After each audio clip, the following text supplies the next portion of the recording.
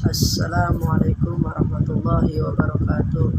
Saya Maulana Akbar di kelas 10 BDP 2 ingin melakukan tugas ekonomi bisnis. Organisasi bisnis atau badan usaha perseorangan. Kelebihannya yaitu pendirian perusahaan perorangan atau orang pribadi sangat mudah dan tidak terbelit-belit. Biasanya syarat perizinan di pemerintah daerah diterima.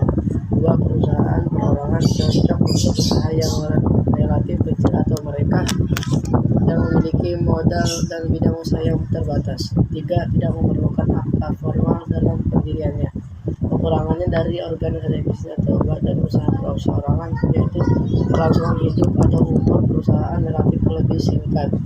Perusahaan akan sulit berkembang jika menggunakan perusahaan perorangan. Selanjutnya, firma.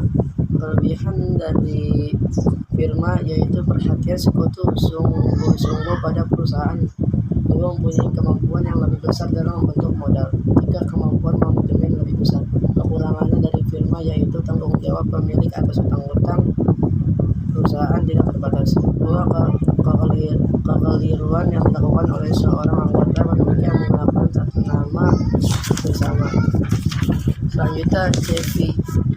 Kekurangan dari CV yaitu modal yang telah disetorkan kepada perusahaan sangat susah untuk dicari kembali. Kekuasaan dan pengawasan itu bersifat kompleks. Dan kelebihannya dari CV ini yaitu satu, pengambilan keputusan yang cepat dan dapat mengambil live tanpa terkena pajak. Selanjutnya, PT. Kelebihan dari PT yaitu harta dan aset pribadi lebih aman, pemilikan saham mudah dialihkan, jangka waktu yang terbatas. Dan kekurangannya dari PT itu pembebanan pajak, pembubaran tidak mudah dilakukan dan terikat berbagai peraturan. Koperasi. Kelebihan dari koperasi yaitu mengutamakan kepentingan anggota, dan kekurangan koperasi yaitu rendahnya kesadaran berkooperasi pada anggota. Selanjutnya, Perjan. Kelebihan dari Perjan yaitu menangani bidang-bidang usaha penting yang menguasai hajat hidup orang banyak. Tujuan utamanya adalah memberikan layanan kepada masyarakat dan seluruh modalnya milik negara. Kekurangan dari Perjan ini yaitu sering terjadi pemborosan, tingkat produktivitas kurang, sering menjadi alat politik kelompok tertentu. Selanjutnya, Perum. Kelebihan dari Perum yaitu menangani bidang-bidang usaha yang penting, bertujuan untuk memberikan layanan kepada masyarakat sekaligus untuk mencari keuntungan. Yang ketiga yaitu seluruh modalnya milik pemerintah.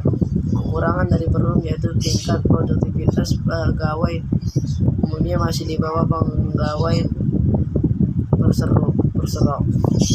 Selanjutnya, masih terjadi pemborosan karena tidak adanya perusahaan saingan.